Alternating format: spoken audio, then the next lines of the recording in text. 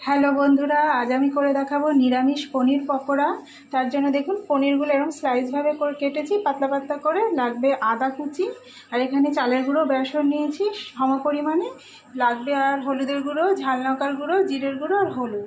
ব্যাস এরপরে দেখুন এই সব উপকরণগুলো এর মধ্যে আমি মিশিয়ে দেবো এক এক করে।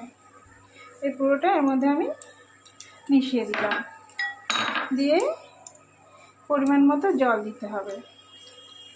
জল দিয়ে এটাকে একটু ঘেঁটে নিতে হবে। এরপরে দেখুন বন্ধুরা, ব্যাটারটা আমার ঘোলা হয়ে গেছে।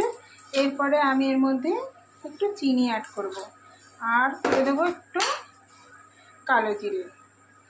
আবারও আমি ব্যাটারটাকে একটু মিশিয়ে দেখাবো। আমি এই যে এরমভাবে ব্যাটারটা করতে হবে, কিন্তু এরম থিকনেস রেখে ব্যাটারটা গুলে নিতে হবে।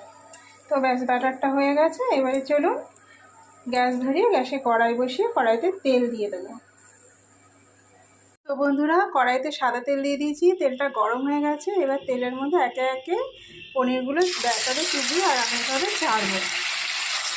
দেখুন ঠিক এইভাবে গ্যাসটা কিন্তু একদম লো ফ্লেমে এই অবস্থাতে রাখতে হবে।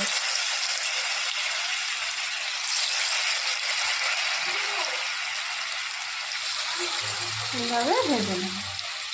তো দেখুন বন্ধুরা, পনিরের টুকরোগুলো ব্যাটারের মধ্যে চুবিয়ে কিন্তু তেলের মধ্যে ছেড়ে দিয়েছি, আর তেলটা একদম ভালো করে গরম হয়ে যেতেই কিন্তু আমি তেলের মধ্যে এগুলো দিয়েছি। এবার মিডিয়াম ফ্লেমে রেখে হালকা ব্রাউন করে এগুলো ভেজে নিতে হবে। তো বন্ধুরা, করে ফেললাম দেখুন পনির পকোড়া। অসাধারণ খেতে হয়, উপর থেকে ক্রাঞ্চি, ভিতর থেকে নরম, দুর্দান্ত স্বাদের এই পনির পকোড়া একদিন হলেও করে খেয়ে দেখুন। আশা করি আপনাদের খুব ভালো লাগবে। সুস্থ থাকবেন, ভালো থাকবেন। দেখা হবে পরবর্তী শর্ট ভিডিওতে। আজ এই পর্যন্তই।